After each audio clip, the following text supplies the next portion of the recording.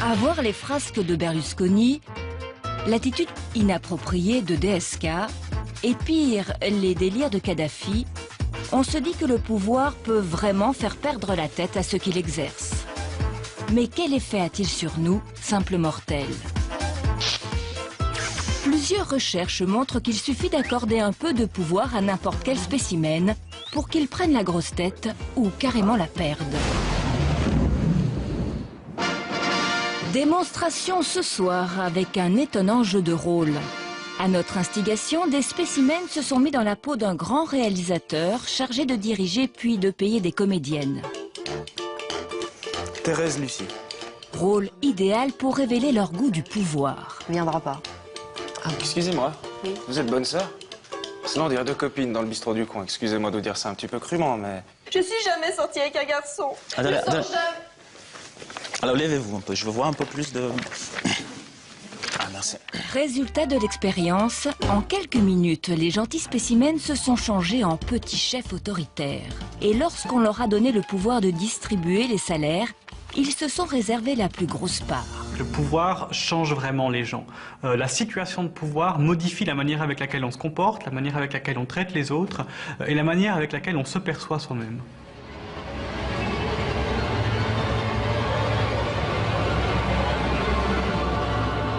Bonsoir. L'exercice du pouvoir, ça peut avoir un impact direct sur notre comportement et nous changer. Après avoir goûté au pouvoir, on se sent plus fort, plus conquérant, on dépasse certaines limites morales, on dépasse même les bornes parfois. Ce sentiment de puissance nous donne l'envie d'empiéter sur le territoire des autres. D'ailleurs, cette soif de conquête est ancrée en nous depuis très très longtemps, comme le démontre le comportement troublant de nos proches cousins, les chimpanzés.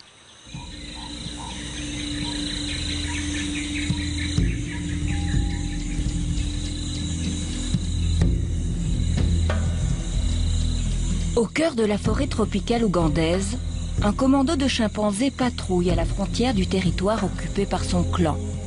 Les singes soldats flairent bientôt la présence de voisins.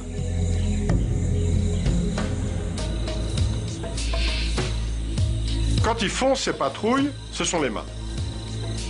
C'est les mâles qui partent ensemble et qui vont vraiment pour contrôler le territoire et s'ils trouvent les étrangers, parce qu'ils cherchent les étrangers, cherchent les voisins, je devrais dire voisins, hein, ils cherchent les voisins, et s'ils les trouvent, ils vont les attaquer, essayer de les surprendre.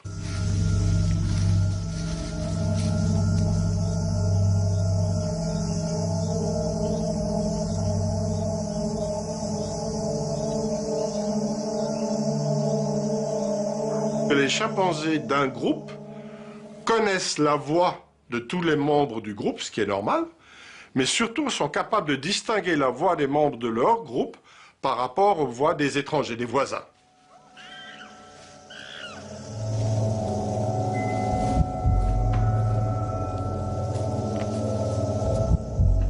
Dès qu'ils repèrent les voisins perchés sur les arbres, les membres du commando passent à l'attaque.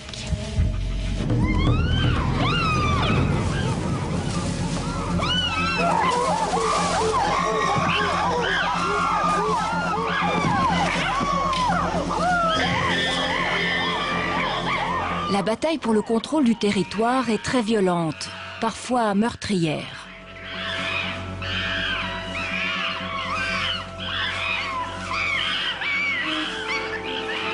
On a vu que la taille du territoire est en fonction directement liée au nombre d'individus qu'il y a dans ce groupe, spécialement au nombre de mâles.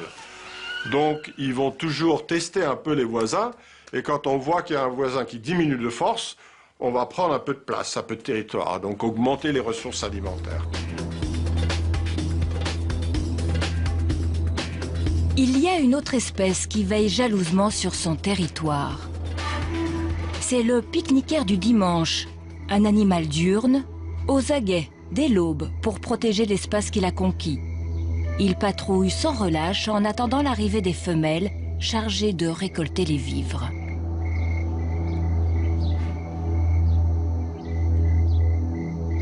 Le pique-niqueur vit en petits groupes et se nourrit principalement de saucisses grillées. Lorsqu'il a investi un lieu pour son clan, il lui arrive de tracer carrément une frontière et d'y poster une patrouille de surveillance. Tiens, voilà une sentinelle qui s'approche de la borne. Il y a combien de temps que vous êtes là? 6 heures matin. 6 heures? Pourquoi il fallait venir si tôt? Pour réserver la place. Vous pourriez nous expliquer comment vous avez tracé là, le C'est territoire? un ami, c'est un autre copain qui est arrivé avant. C'est elle qui réservait. Il est venu à 5h30. Chacun, ce matin, il réserve. Chacun que ça arrive le matin. Le monsieur là-bas qui est arrivé aussi le matin, il réservait sa place. À cause des tables. Tout le monde est obligé de venir tôt? Oui. Si on n'a pas de table, on mange plus tard. Mais c'est comme une frontière alors? Pas de presque. Puis vous êtes les gardiens? Un petit peu. Nous 3. Parce qu'il arrive que des gens viennent s'installer à votre place? Comment ça se passe? Oui. S'il n'y a pas personne là, il arrive d'autres gens, ils prennent la place. Au fil de la journée, les clans s'installent dans leurs zones respectives. Vers midi, les territoires de pique-nique sont presque tous occupés et délimités. Gare aux intrus. Pour tester le comportement territorial du pique-niqueur, nous avons chargé Vincent, un comédien, de jouer à l'envahisseur sous le regard discret de notre caméra dissimulée dans les bosquets. Bonjour. Première cible de Vincent, ce parasol bien helvétique qui offre une ombre hospitalière.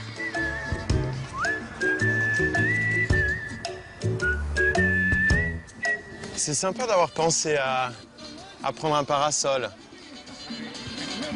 Il est à vous? Je peux l'utiliser? Après. Comment ça, après? Je vais vous utiliser après. Ah ouais, mais moi, je peux rester là, alors? Oui. Ah oui, moi, oui, je peux rester, merci. Merci, hein. C'est cool. Deuxième objectif, ce mirador de toile dont les gardiens s'avèrent nettement moins accueillants. Bonjour. Ça va? Ça va. Oui. Je peux me mettre ici?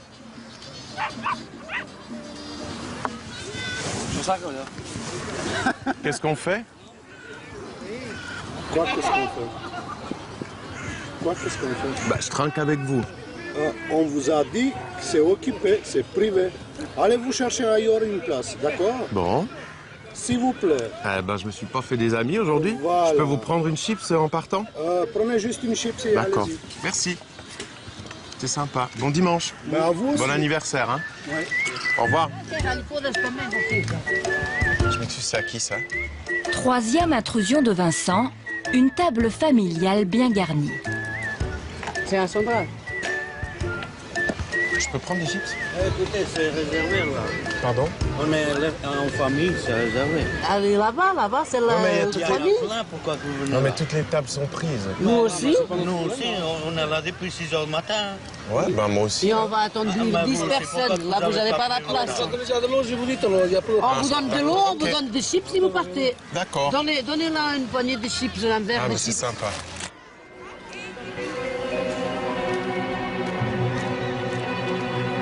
Vincent va maintenant passer la frontière qui délimite la colonie portugaise. Les sentinelles veillent. On va être beaucoup de monde là, monsieur. Pardon? Après, il va y avoir beaucoup de monde. Je sais pas si vous allez rester longtemps là. Oui? Parce qu'il y a encore 100 personnes qui vont... Ah, c'est cool. Super. On va bien s'amuser alors.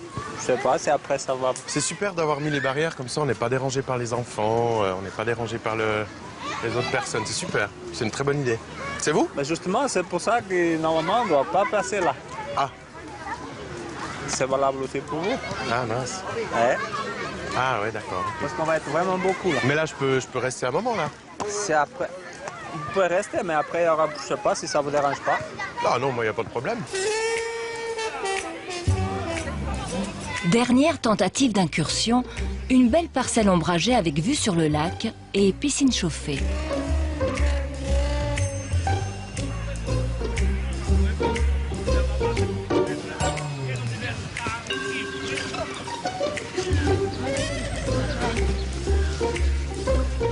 Ah, elle est chaude. Bonjour. C'est là occupé. Pardon? Là, c'est occupé. C'est occupé? Oui, c'est Je peux pas me mettre là? J'aimerais profiter un peu de la piscine. Non, non. Non, c'est la piscine, c'est là de petit. Alors je me tire un petit peu par là. Oui, mais tout le monde. Pourquoi loin? La piscine, c'est de la piscine. La piscine, c'est là de petit. Non, c'est là à côté. Alors. Quoi loin? C'est ma place. Pourquoi? Notre place. Mais pourquoi c'est votre place? Ouais, c'est ma place. Vous étiez là quand? Oui, on arrive à 6h. 6h du matin.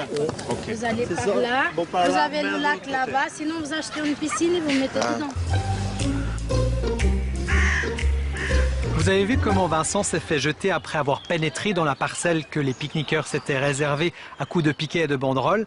Eh bien, rien d'étonnant à cela. Comme tous les animaux, l'être humain est très réactif quand quelqu'un fait mine d'empiéter sur son territoire.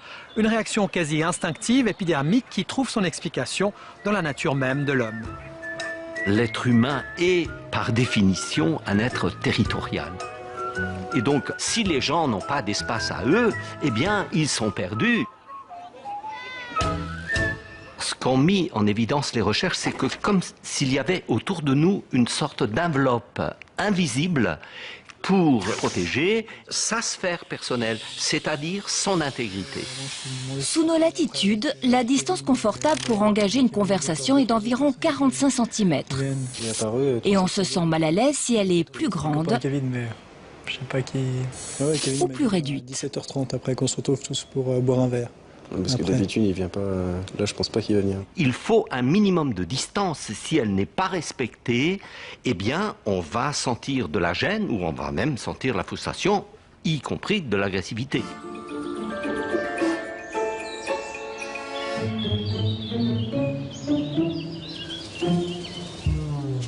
On le vérifie dans la vie quotidienne où la distance conventionnelle est généralement bien respectée. Mais que se passe-t-il si on essaie, comme Luigi, de franchir cette frontière invisible? Et que donc ils pourraient autant utiliser de leur pouvoir, par exemple. Alors, je pense tout à fait, mais sauf qu'ils ne sortent pas du rang aujourd'hui. Je pense qu'ils sont particulièrement sages. Face à l'envahisseur, il y a plusieurs stratégies. Ils vont être punis dans le sens... On peut battre en retraite pour essayer de rétablir la bonne distance. Politique. Et aujourd'hui, il faut... En fausse aujourd'hui. Nous, le peuple, on est totalement dans quelque chose de faux au niveau de l'information. Vous voyez? Qu'est-ce que vous en pensez? Alors... On peut s'écarter discrètement. Soit bien puni. Comme ça, ceux qui sont après ne feront pas la même. Ou se protéger en croisant les bras. DSK en France. Ah non, je trouve qu'il a le droit de faire des erreurs dans sa vie privée, ça ne nous regarde pas. Oui, alors là, oui, parce qu'il donne l'exemple étant politicien, alors... Qu'est-ce qui vous fait rire? Vous êtes vraiment proche. Vous trouvez que je suis trop proche? Ouais. Vous pensez qu'il devrait... On peut aussi éviter le face-à-face en détournant le regard. Dans le service, dans le ministère de la Justice ou de la police, oui, mais... Moi, je ne vais pas commencer à débattre là-dessus, surtout que je ne connais pas exactement tout ce qui se passe, tout ça. En fait, vous avez eu un sentiment bizarre pendant l'interview? Ouais, enfin, je ne comprenais pas pourquoi vous étiez aussi près. Là, c'est déjà un peu plus normal, quoi. Là, c'est une distance qui, pour vous, semble normale? Ouais, plutôt ici, comme ça, parce qu'on se connaît pas. Là, c'est déjà plus normal. Mais vous n'avez pas l'impression qu'un politicien est supposé aussi être un humain et donc commettre des erreurs? Même un politicien de Tombouctou... Ça reste un être humain? Ça reste un être humain, absolument. Ouais. J'étais un petit peu gênée. Pourquoi? Parce que vous étiez trop près. Mais j'ai rien dit. Pourquoi vous avez rien dit? Parce que je pense que je suis un peu timide. Je vais vous donner un mètre. Ouais. On va faire le test. Vous mettez le mètre près de vous, vous le tenez, voilà. Ouais. Alors vous me dites là, on est trop près? Oui. Alors je recule et vous me dites quand je m'arrête. Ouais. Là. Allez, reculez encore un petit peu, s'il vous plaît. Voilà, comme ça. Pour vous, ça c'est la distance? Voilà, distance idéale. Voilà, entre deux êtres humains qui communiquent. Et qui se connaissent pas. Et qui se connaissent pas. Ouais. Ouais. Alors pour vous, la distance idéale, c'est 65 cm. Exact. Ok. La distance idéale varie selon les individus et surtout les pays. En Europe occidentale, elle est de 45 cm. Au Japon, il faut le double, 90 cm, pour se sentir à l'aise, alors qu'au Moyen-Orient, la distance confortable n'est que de 25 cm.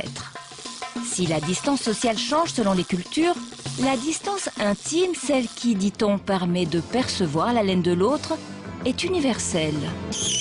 La sphère intime, c'est l'espace réservé à l'amour, je t'aime, ou à la bagarre. C'est pour ça qu'on est mal à l'aise dans un ascenseur bondé. Vu la proximité, on devrait soit rouler une pelle, soit balancer une claque à son voisin. Alors pour dissiper toute ambiguïté, on lui adresse des messages qui désamorcent la tension. On fuit du regard, on n'adresse pas la parole, on attend que ça se passe. C'est un moment d'inconfort, mais on sait que ça ne va pas durer. Et du coup, il y a des conventions non dites qui apparaissent et qui font que chacun va trouver un peu sa place. On se met un petit peu de côté, on se resserre un petit peu plus. Et tout le monde l'accepte d'une certaine façon parce que, justement, les gens régulent leur inconfort.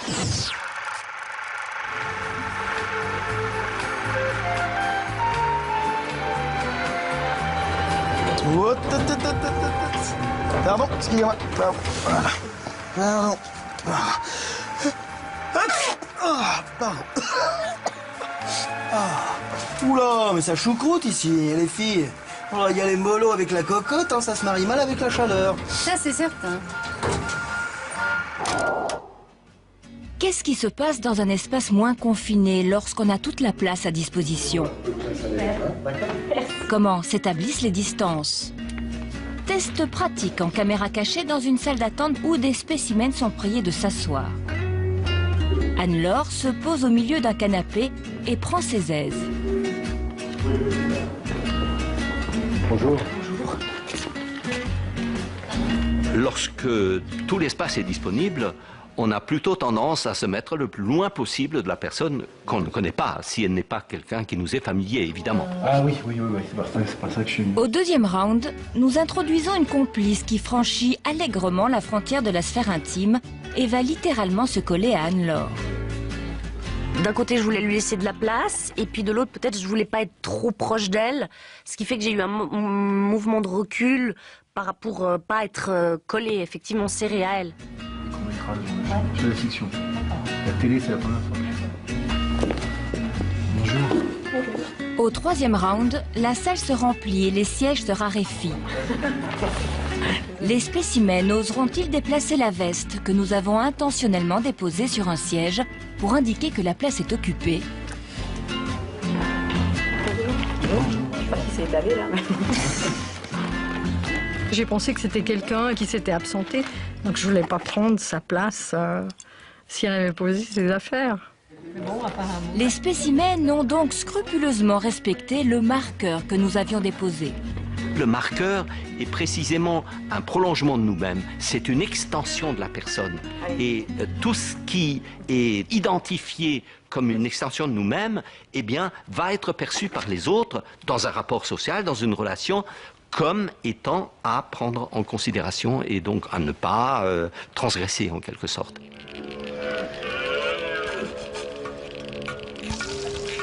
Tous les animaux territoriaux marquent leur espace.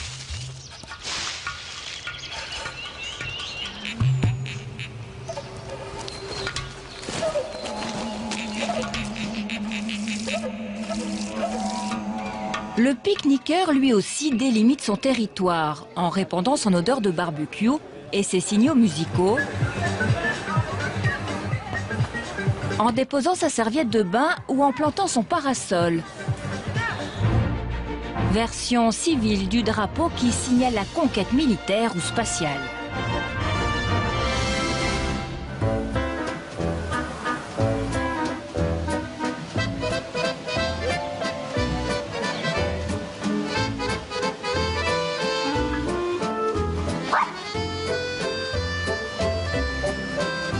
Dans ce camping résidentiel, les caravanes sont installées à l'année et ce sont des palissades de tuyas, des pots de géranium et des nains de jardin qui notifient aux visiteurs que la place est prise.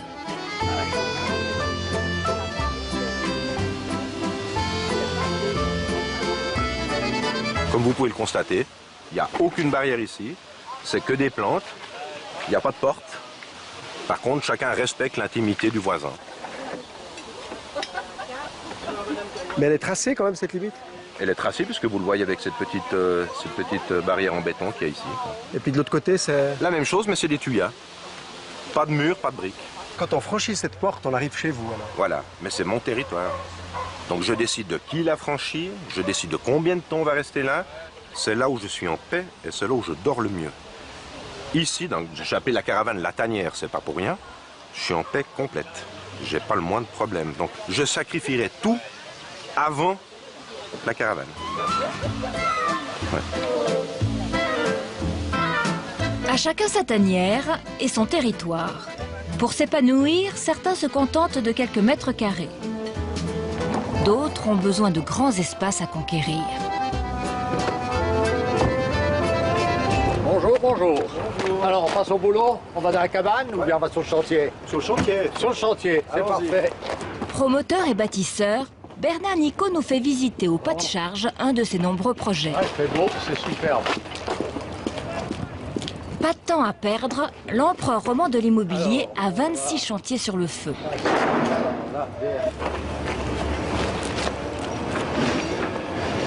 Je suis heureux de faire mon métier, heureux de voir ce que ça pousse. On arrive au départ sur un champ qui n'est jamais propre, sur un terrain qui est parfois glauque, et puis quelques années plus tard ou quelques mois plus tard, dans le délai prévu, on a par exemple 120 familles qui vivent heureuses, et ça fait toute la différence sur le terrain de départ. Et vous ressentez un certain plaisir un immense plaisir, pas un certain, un très grand plaisir, oui. Voir comme ça. Et une fierté, les deux. Bien. Alors, chantier suivant. Son champ de bataille, c'est tout l'arc lémanique. Partout où il bâtit, rénove, loue des immeubles, Bernard Nicot laisse sa griffe, une façon très personnelle d'investir le territoire. Son palmarès, 450 immeubles, produit d'une activité débordante. Ça fait d'abord beaucoup de travail, beaucoup d'obligations, beaucoup de responsabilités, énormément d'engagement, et puis une passion colossale, que je n'ai encore pas épuisée. Cette boulimie peut se déployer parce qu'elle répond au désir de posséder son propre espace. C'est inné d'être propriétaire, hein? L'enfant qui a un jouet, c'est son jouet. Alors peut-être qu'il le prête, peut-être qu'il le partage, mais c'est son jouet. L'accession à la propriété, c'est quand même pas si mal. Je veux dire, c'est quand même chouette d'être chez soi, d'être heureux chez soi, d'avoir pu choisir son chez-soi, d'avoir un toit à soi.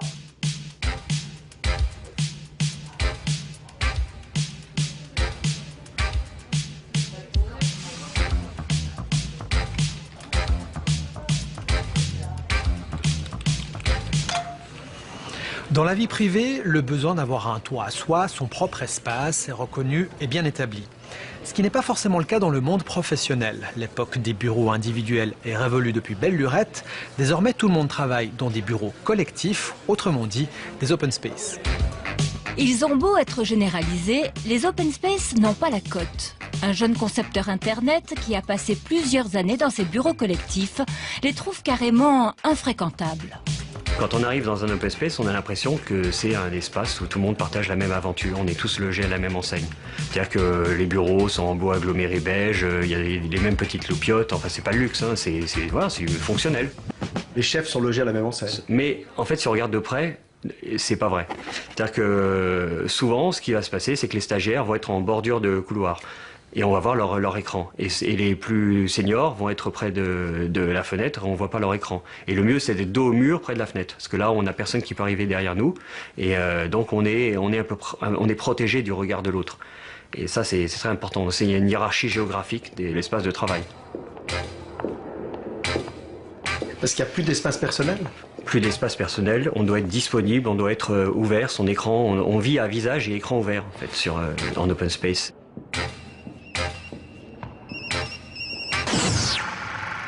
Ça m'étonne pas qu'elle trouve pas de mec, t'as vu sa photo? Et pour ce soir, je t'invite... Oh, et t'as rendez-vous avec elle? Oui. Oh.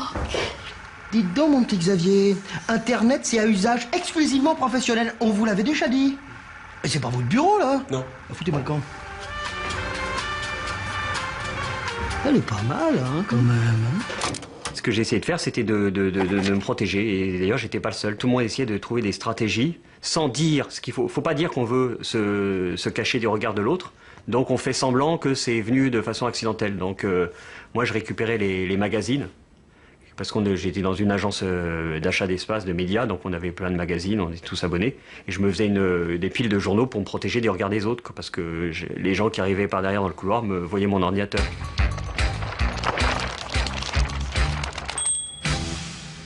Chez Coca-Cola, par exemple, quand ils nous ont aménagé l'open space, ils ont dit voilà, ça va être comme ça, mais ça ne sera pas standard parce que vous avez un catalogue, vous pouvez choisir une plante verte dans le catalogue. Donc chacun choisissait sa plante verte, mais les plantes vertes qui avaient le plus de succès, c'était les plus épaisses parce qu'elles protégeaient son écran. Donc on voit bien que finalement, ce qui est recherché, c'est ça. Pour voir comment des salariés s'approprient leur espace de travail, on a profité d'avoir un cas d'école à portée de main. La TSR, dont les employés ont emménagé dans la tour entièrement rénovée. C'était il y a quelques mois, à l'heure de l'arrivée des armoires et du déballage des cartons, quand chacun découvrait son nouvel environnement.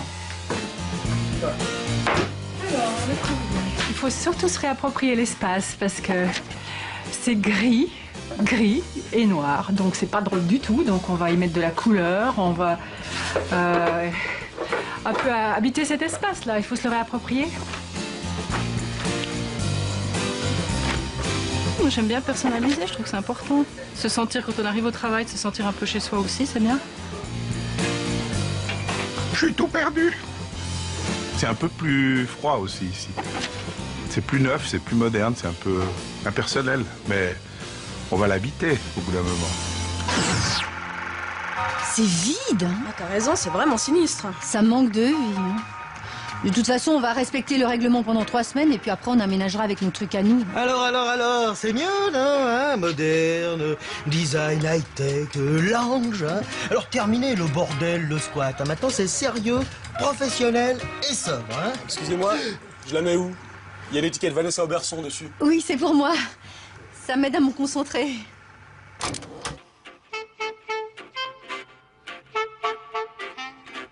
Chacun s'approprie son petit territoire. Les goûts décoratifs sont très diversifiés, mais la répartition de l'espace est standardisée. À la TSR, comme dans toute entreprise, elle correspond à des normes définies, entre 8 et 9 mètres carrés pour un collaborateur de base, 19 mètres carrés pour un chef de service et plus de 50 mètres carrés pour un directeur. L'espace étant révélateur du pouvoir, nous avons demandé à Gustave Nicolas Fischer, psychologue de l'environnement, d'évaluer le niveau hiérarchique d'un bureau pris, bien sûr, au hasard.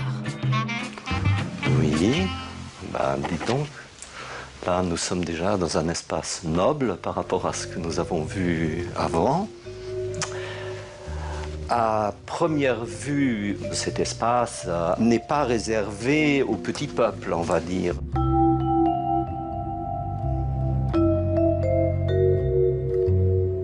Ce type d'espace est tellement lumineux, tellement vaste, tellement noble, quelque part, qu'on ne conçoit pas une seconde qu'il puisse être l'espace d'un employé quelconque de l'entreprise. Hein. C'est vraiment le chef. Donc vous ressentez là le signe du pouvoir. Ouais. Bien sûr, mais un signe de pouvoir, je veux dire, qui n'est plus dans les fonctions traditionnelles hiérarchiques dans lesquelles on pensait le pouvoir. L'espace devient le langage où celui qui occupe le pouvoir n'a plus besoin de dire « c'est moi le chef », c'est l'espace qui le désigne. Le pouvoir du chef est désigné par l'aménagement de ce bureau, mais pas par son altitude. Le directeur de la RTS a tenu à s'installer au milieu de la tour. Dans les situations, on va dire, classiques et majoritaires, la hiérarchie a tendance à se mettre toujours à l'étage le plus élevé dans une tour. Eh bien, le fait de se mettre au milieu de la tour va développer une toute autre conception. C'est la conception de la centralité du pouvoir. Le pouvoir, il est au milieu. Il est au milieu, mais du coup, il devient encore plus important parce que celui qui est au centre tout tourne autour de lui. Bernard Nicot, lui, dispose d'un bureau dont la surface est à la mesure de son empire. 59 mètres 82. C'est presque 60 mètres carrés si vous préférez. C'est un vrai bureau de patron. Oui, c'est pas une chambre de bonne.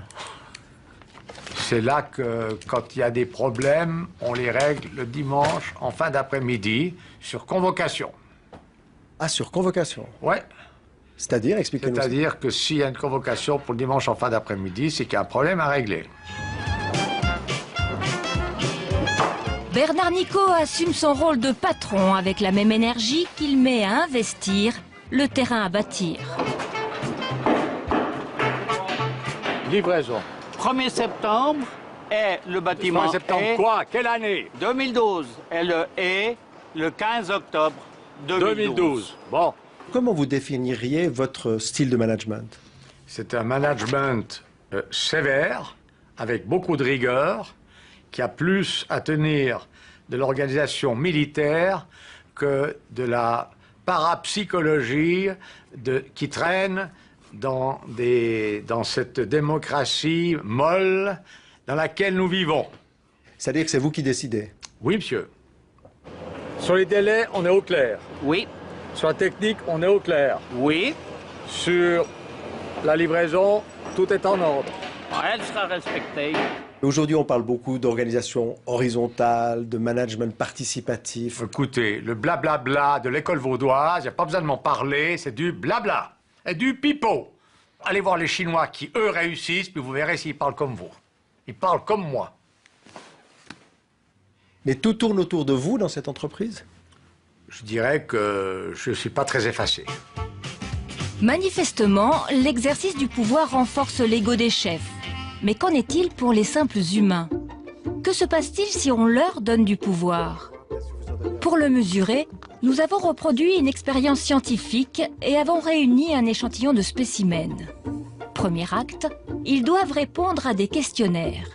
Les uns sont incités à se souvenir de situations dans lesquelles ils étaient des leaders. Les autres sont invités à se rappeler de moments où ils étaient en position subalterne. Deuxième acte, alors qu'ils sont sous l'influence de leurs souvenirs, on leur demande de tracer un E majuscule sur leur front. Résultat, 3 spécimens que nous avions incités à se considérer comme des subalternes dessinent le E majuscule à l'endroit de façon à ce qu'il soit lisible. Vous vous souvenez comment vous l'avez écrit sur votre front? Dans ce sens-là. En fait, donc, avec les barres qui partaient sur ma gauche. De manière à ce que je puisse le lire. Exactement. Parce que j'ai pensé, moi je vais l'écrire, si j'écris pour moi, je vais l'écrire comme ça, mais si j'écris pour l'autre, je vais l'écrire dans l'autre sens. Donc j'ai pensé à celui qui va lire, pas à celui qui... Enfin, pas à moi en fait. Mais 4 autres spécimens que nous avions conditionnés à se voir comme des leaders ont tracé le E à l'envers, c'est-à-dire illisible pour les autres. Moi je l'ai fait comme ça, je crois, il me semble. Et qu'est-ce que ça signifie pour vous, ça? Alors ça, j'en ai aucune idée. Il partait sur ma droite. Mais alors je peux pas vous dire pourquoi. J'ai simplement fait le E comme on le fait, enfin à l'endroit, si on veut bien. Mais vous avez remarqué qu'il était à l'endroit pour vous? Oui, mais à l'envers pour les autres. D'après les chercheurs qui ont mis au point cette expérience, le E à l'endroit dénote une attention pour le point de vue des autres, alors que s'il est tracé à l'envers, il révèle une forte affirmation de l'ego. Je pense que c'est un indice de domination, de leadership, une façon de dire aux gens c'est mon point de vue qui compte. La manière dont j'en parle peut faire croire que les gens de pouvoir ignorent consciemment le point de vue des autres, mais ce n'est absolument pas le cas. Cet effet du pouvoir se manifeste automatiquement. Si on conditionne les gens en leur donnant la sensation d'avoir du pouvoir sans qu'ils s'en rendent compte, cet effet se produit aussi. Une expérience révèle un autre effet inconscient du pouvoir, c'est le test des biscuits. Le procédé est simple, on constitue des petits groupes, animés chacun par un spécimen qui a été incité à se considérer comme leader. On apporte ensuite une assiette de biscuits et on observe qui sera le plus vorace. Cette expérience a maintes fois démontré que les leaders ont tendance à se servir les premiers et à dévorer davantage de biscuits.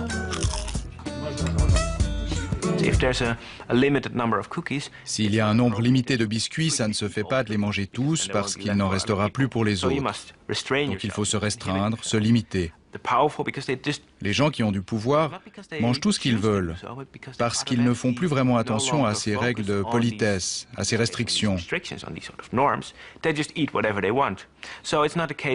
ne veut pas dire que le pouvoir donne faim, mais si on a faim, qu'on voit ces biscuits et qu'on a le pouvoir, on les mange tout simplement.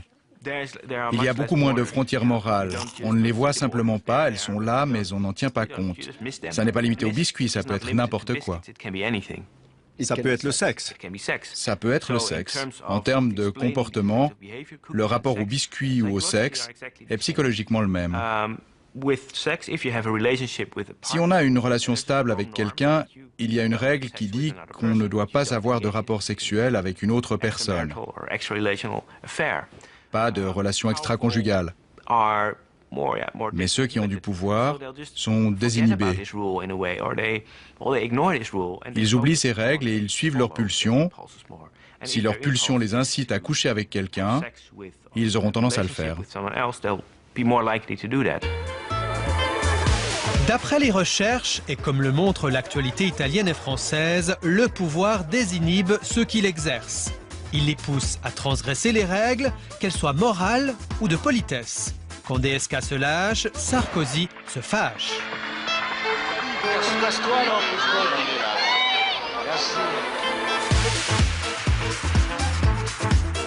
Lorsqu'il n'y a plus de bornes, tout devient possible, y compris les délires les plus fous du président Bokassa, qui s'est couronné empereur. Rien que ça. Débridé, le pouvoir s'apparente alors à l'ivresse. L'expression être ivre de pouvoir est tout à fait fondée parce que l'effet du pouvoir est très semblable à celui de l'alcool. Si on boit quelques bières dans une fête, on se relâche, on commence à parler avec tout le monde, on mange davantage et on est moins attentif aux règles et aux normes. On devient très décontracté, on a aussi tendance à prendre plus de risques, à draguer les belles femmes ou les beaux mecs. Bref, toutes sortes de comportements associés au pouvoir. L'ivresse du pouvoir n'est pas réservée uniquement aux puissants de ce monde. Nous, simples mortels, nous ne savons pas comment nous nous comporterions dans la même situation. En chacun de nous, il y a peut-être un peu de Berlusconi ou une part de Sarkozy. La preuve, l'expérience étonnante que vous allez voir. Nous avons réuni 9 spécimens pour participer à un grand jeu de rôle se déroulant en 2 temps. Première étape, une séance de casting avec nos complices, un faux metteur en scène de théâtre et 2 vraies comédiennes. Le spécimen, en l'occurrence Philippe, est amené dans une petite salle miteuse. Bonjour. Le metteur en scène. Enchanté. Philippe Frédier, assistant du metteur en scène. Voilà. Philippe va donc se glisser dans la peau d'un assistant. Il est en position subalterne et il doit faire des propositions au metteur en scène pour choisir la meilleure comédienne. Dans le choix d'une comédienne. On va voir avec cette demoiselle qu'est-ce qu'elle me propose. On vous écoute. Mais papa, qu'est-ce que tu fais là? Papa, il est 8h15. Il y a les invités de ma fête qui vont arriver. Tu veux être sûr que tout va bien? Mais tout va bien. Je trouve ça pas mal. Moi pas. D'accord. Mais papa, qu'est-ce que tu fais là? Papa? Soumis, Philippe applique les consignes données par son supérieur. Faut lui dire. Vous lui dites? J'ai pas compris ce que vous m'avez dit. Elle est trop serrée dans ses dents. D'accord. Détendez-vous et juste articulez un peu plus. Pour la deuxième étape, changement de décor, un grand studio de cinéma et changement de statut, le spécimen est promu chef réalisateur. Il dispose d'une habilleuse, d'une assistante dévouée qui lui offre un choix de boissons et de 2 comédiennes. Complices de l'expérience, elles ont reçu la consigne d'être particulièrement dociles. Ça va, ça vous dérange si je laisse les lunettes ou...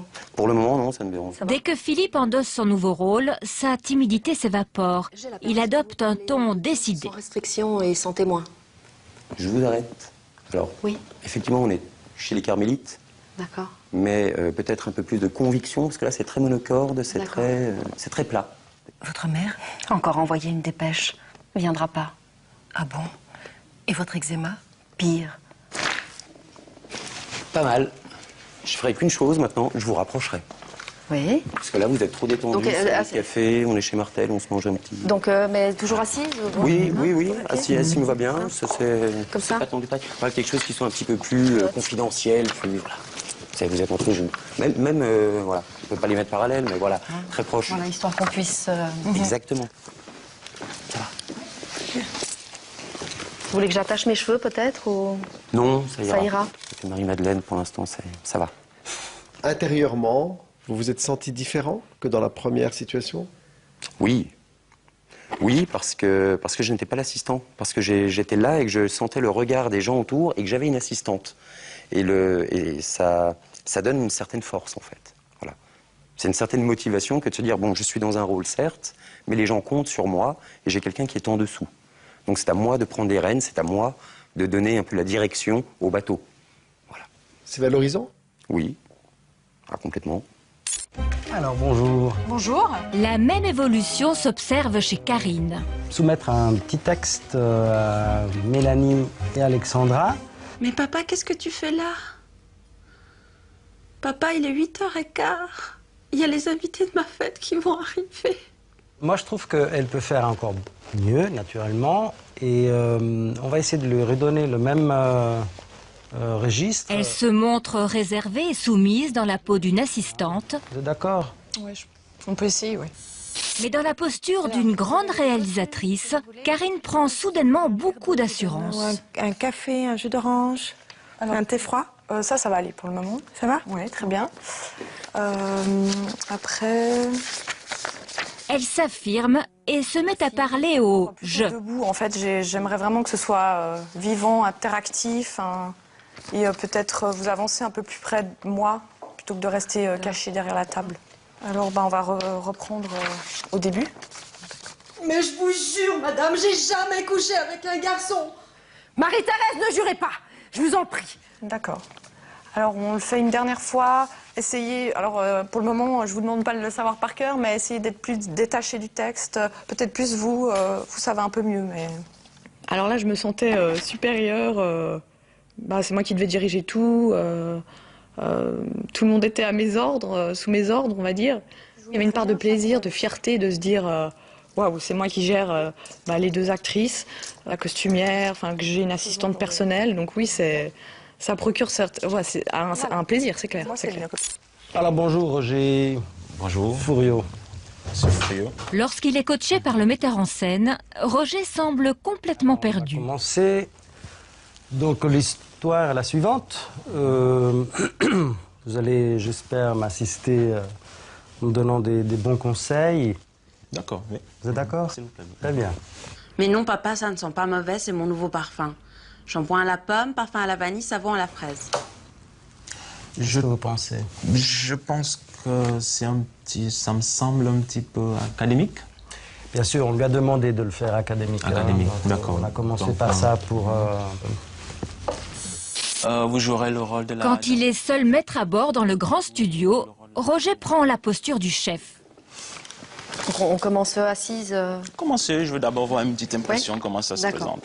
Non, je vous jure, madame, je suis jamais sortie avec un garçon. Attendez, je sors jamais...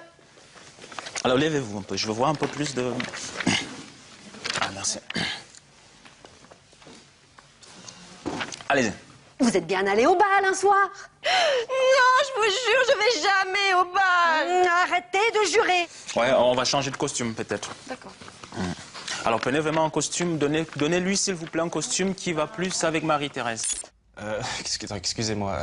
Mehdi, lui aussi, commence par faire profil bas. Excuse, ça tourne là. Il n'y a pas de problème. De toute façon, bon, ok. J'ai pas compris ce que vous me demandez. Oui, je vais simplement savoir si on leur fait lire le texte de façon neutre ou pas. Comme vous le sentez, les filles. Non, c'est nous qui dirigeons. D'accord, oui, ok, on dirige quand même. D'accord. C'est mieux.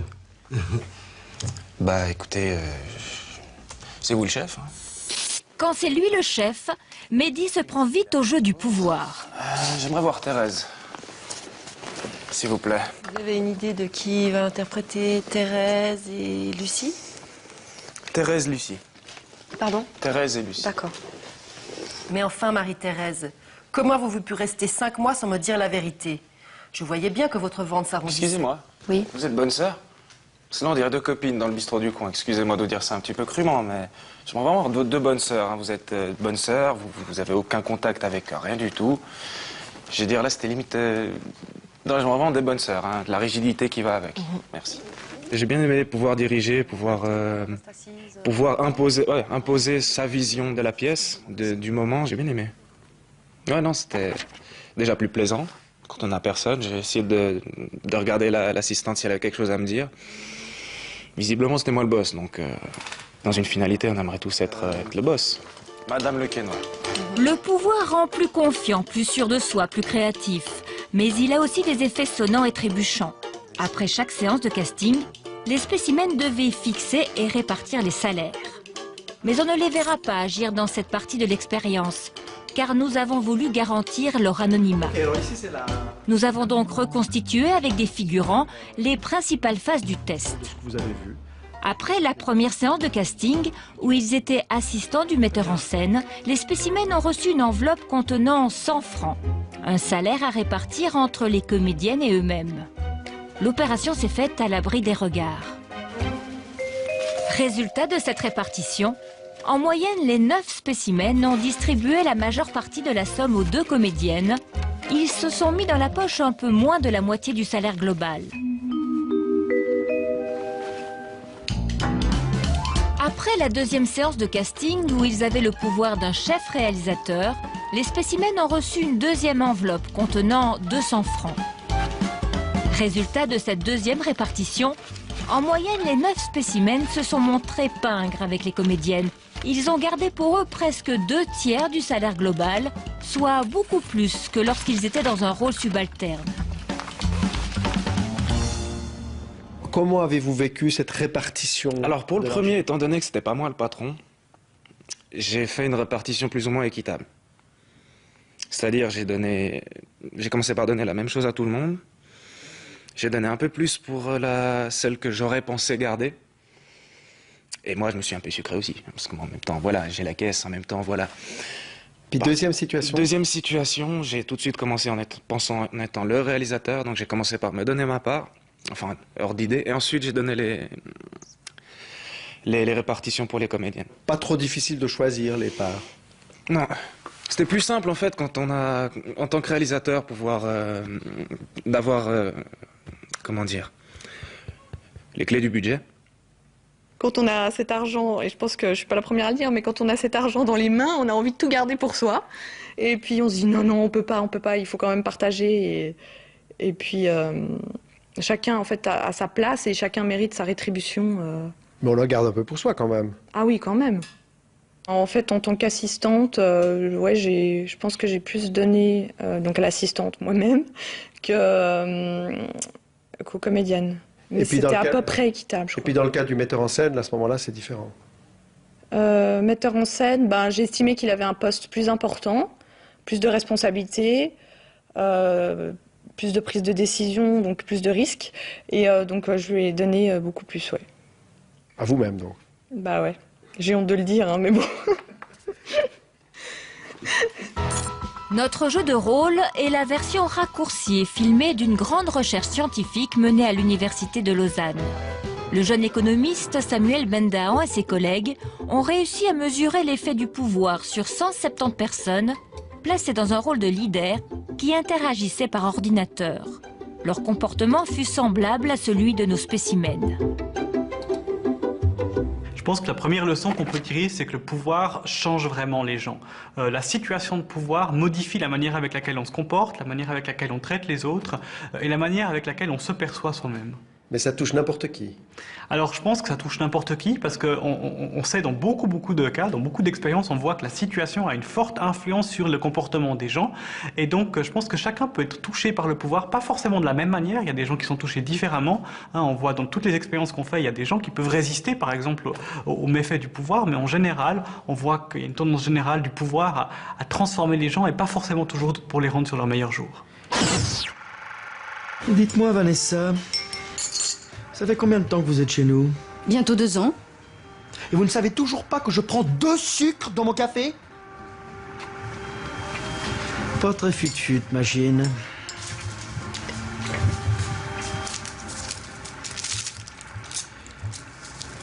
Allez.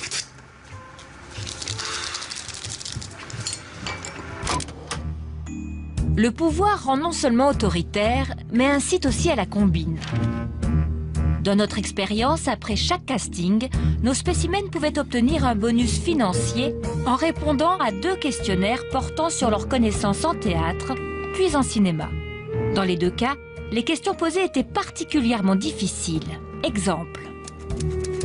Laquelle de ces œuvres de théâtre antique n'a pas été écrite par Gnaeus? Figulus, Tarantilla, Paelex, Essir. Quand est né l'acteur Aldis Hodge? 1986, 87, 88 ou 89? Il était donc quasiment impossible de répondre correctement. Pourtant, après avoir reçu le corrigé, les spécimens devaient comptabiliser eux-mêmes leurs bonnes réponses, puis se rendre dans l'isoloir où ils avaient le droit d'empocher 10 francs pour chaque réponse qu'ils estimaient exacte. Ils pouvaient se servir librement, en dehors de tout contrôle, dans une boîte pleine d'argent. Toutes les dérives étaient donc possibles. Résultat de ce test, quand ils étaient assistants du metteur en scène, les spécimens ont annoncé en moyenne 2 bonnes réponses sur 10. Mais quand ils étaient dans la peau d'un chef réalisateur, ils se sont attribués en moyenne 4 bonnes réponses. Certains ont même annoncé 6, voire 7 réponses exactes. Un score vraiment élevé. Les gens ont eu soit énormément de chance, soit ils ont un peu triché parce que la probabilité, le pourcentage de chances qu'ils aient eu autant de bonnes réponses lors de notre petite expérience avec les spécimens est de 0,000002%. C'est ça la probabilité qu'ils aient fait autant de justes. Donc c'est possible, mais c'est très peu probable. Ils vous ont paru difficiles ces questionnaires? Ouais, pour moi oui. Peut-être plus le premier sur le théâtre que sur le cinéma. Le premier, il était hardcore, oui. Le premier était très très dur. Le deuxième, je connaissais quelques réponses. Donc... Vous avez fait un meilleur résultat au deuxième? Vous avez perdu plus d'argent sur le deuxième questionnaire, oui. Bon, les 2 questionnaires étaient très difficiles les 2, impossibles les 2, donc certainement qu'il y a une différence de perception de la compétence que les gens ont eue. Alors peut-être que c'est lié parce qu'en général les gens connaissent mieux que le cinéma que le théâtre, ça c'est certainement une partie de l'effet, mais l'autre partie de l'effet, c'est certainement aussi la confiance en soi donnée par le pouvoir. Lorsque vous avez du pouvoir, vous pouvez décider de tout, vous êtes important, alors vous avez confiance en vous. D'ailleurs on a pu voir que les gens étaient beaucoup plus désinhibés dans la situation de pouvoir, se laissaient beaucoup plus aller, avaient plus confiance en eux, alors quand on leur demande « est-ce que vous avez su quelque chose ?» Ben évidemment, parce que le pouvoir donne cette impression d'être plus important et quelqu'un d'important ne peut pas ne pas savoir. Non seulement les spécimens ont surestimé leur culture cinématographique, mais quand ils étaient réalisateurs, certains ont profité de l'anonymat pour optimiser leurs gains. 40 francs ont été prélevés indûment. Ce qui est intéressant, c'est qu'il y a quelques personnes qui ont été plus loin, c'est vrai. Donc il y a des gens qui ont juste un petit peu peut-être exagéré leur score, ou bien quand ils se rappelaient plus, ils se sont souvenus en leur faveur. Ça, c'est une petite triche, si on veut. Et il y a des gens qui ont piqué dans la caisse. Ça, c'est quand même quelque chose d'un peu plus, disons, difficile à faire. Alors on ne sait pas qui, c'est une expérience anonyme. Mais en tout cas, il manquait plus de billets, disons, que les gens auraient dû en prendre. Donc ça veut dire que des gens ont carrément osé prendre 1 ou 2 billets de plus.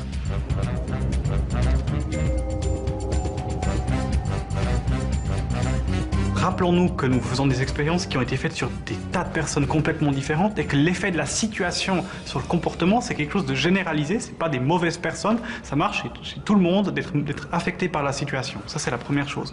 Puis deuxièmement, il ne faut pas croire que notre comportement moral change uniquement pour des raisons conscientes. C'est pas que ces spécimens se sont dit tout d'un coup, moi j'ai envie de tricher, j'ai envie de les embêter, c'est pas ça. Le pouvoir peut changer nos comportements de façon inconsciente parce qu'il déplace les frontières que nous avons de façon inconsciente. C'est bien ça le problème de la corruption et de l'effet un peu du côté obscur de la force, un peu si on veut, c'est que justement on ne s'en rend pas compte qu'il est pernicieux. Vous avez tendance à vous comporter d'une manière et tout d'un coup à accepter de faire quelque chose que vous n'auriez pas fait avant, mais sans forcément s'en rendre compte et sans se dire que c'est quelque chose de mal. On n'a pas forcément l'impression de violer des normes morales, c'est juste qu'on se transforme légèrement sous l'effet du pouvoir, comme Dark Vador s'est transformé dans le film Star Wars. Tu es vaincu. Inutile de résister. Ne te laisse pas... Plusieurs études scientifiques démontrent que l'exercice du pouvoir révèle le côté obscur de la personnalité humaine. Il attise l'irascibilité et l'agressivité. Autrement dit, le pouvoir réveille la bête et les vils instincts animaux qui sommeillent en nous.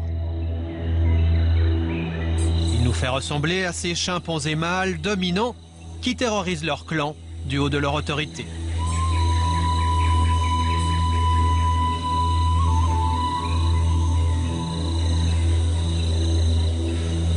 Ah ben vous savez, on est des singes. Et c'est vrai que les humains à ce niveau-là ont des comportements qui ressemblent énormément à ce qu'on peut observer dans d'autres espèces de singes. Et cette notion d'utiliser, d'abuser du pouvoir, des fois me fait sourire. Disons ce qui personnellement je trouve le plus frappant entre différents chimpanzés humains, si je peux dire à ce niveau-là, c'est cette utilisation systématique chez les chimpanzés des dominants, après un conflit, de la réconciliation. Alors que chez nous, les humains, en tout cas dans notre société, cet comportement de faire la paix, pratiquement absent. Et qu'on a vraiment une façon despotique d'imposer son pouvoir et que ça doit être accepté par les inférieurs sans qu'il y ait la moindre réconciliation après. Et ce qui paraît, si on le regarde d'un œil de chimpanzé, paraît presque un peu un abus maladif de la dominance qui n'est pas productif non plus.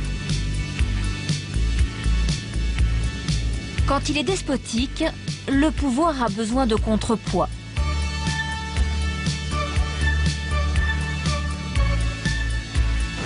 Dans la vie politique, c'est la démocratie qui assure ce contre-pouvoir. Mais dans la vie quotidienne, c'est une toute autre affaire. Voilà, Spécimen, c'est terminé pour aujourd'hui. Si vous voulez avoir des compléments d'informations sur le thème de ce soir, rendez-vous sur notre site internet, un site internet sur lequel vous pouvez également podcaster cette émission. L'ensemble de l'équipe vous remercie de votre fidélité. Quant à moi, je vous souhaite une très belle soirée.